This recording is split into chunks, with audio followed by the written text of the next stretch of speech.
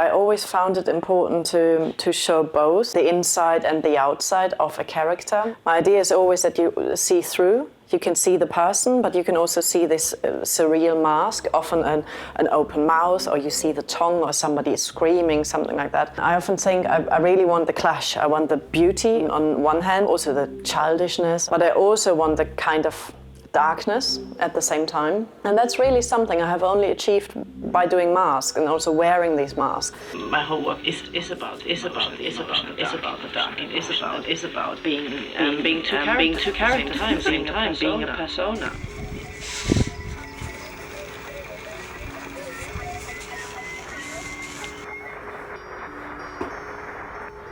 My name is Judas Companion, and I'm part of the McQueen project. I'm an artist and I work in making masks. I wear these masks, I perform in them. I film myself wearing masks. I do photo shoots.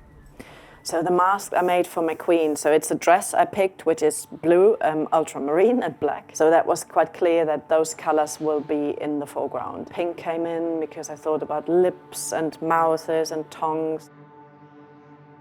The idea is to make a cage where the head sits in, and then the wound structure comes on top, so that you see the wound structure, you see sort of the appearance of a person, but then you slowly discover that this person is encaged. Here there's also a mouth structure involved.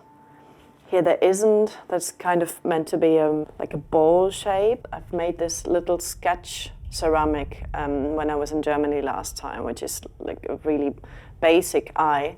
And those will then be either attached to a wool mask, or they will sit on top of the face and then a wool structure comes on it.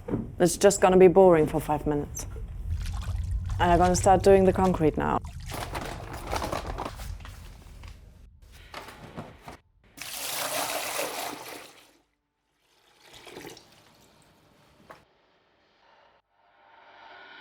It started all with McQueen. When I was 12, I saw a jumper, like a mohair jumper knitted by McQueen, which with this sort of plaited pattern.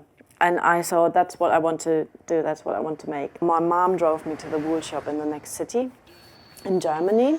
And the lady in the wool shop, she said, oh, you can't make this, it's too complicated. And I thought, I can make this. And we got the wool, white wool, and then I started knitting this thing. And it actually still exists like 30 years later. Just gonna start.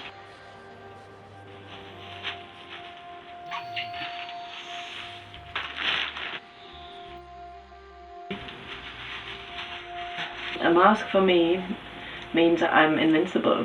I can be somebody else, I can be something else, I can be anything I want, and nobody can hurt me in a way. It's protecting me. It is about transformation, and it's about metamorphosis and being what I'm usually not. You can still see through, so you can see me, but you can also see what I'm trying to be. Cover myself, but it's not working out. There's a failure somewhere in the system. Every mask is, there's always a part of myself in the mask. The way I show them, it's always me underneath. So this piece is gonna dry now. It's gonna dry until the evening. Then I move it into the heating room where it's gonna dry all the way through, and then it can go in the kiln tomorrow morning. This was fired yesterday, and the ceramic itself changes its color depending on how hot it's fired. So the way I do it, which is like really raw and rough and fast, that's what I like, you know, because I leave many things to chance. Ready? I do it now. I'm fascinated by this moment. When you look in it, it's basically still heating or still burning. They survive it. So that's an important thing. Oh, they're made in there. Dress I chose is quite strict, and I chose it because on the image you couldn't see the model's feet or hands because it's an oversized look, and I really liked the idea of, is there actually a person behind or is there not? Same as with the mask, you can second guess. Of course there will be a person behind because the model will be moving, but you don't really know.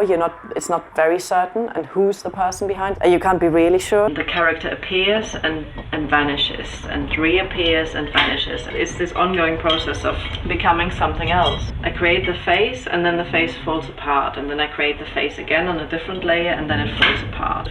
layers of disturbance or layers of, I always create, and that's all I'm interested in, as many layers as possible of identity, really.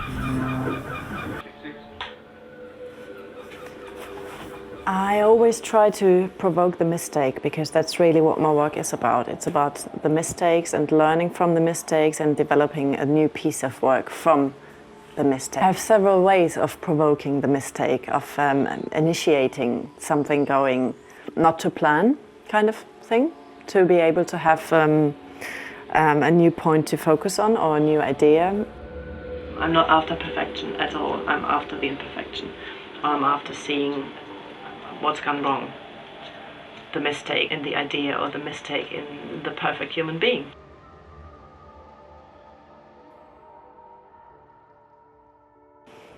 Should I say it again?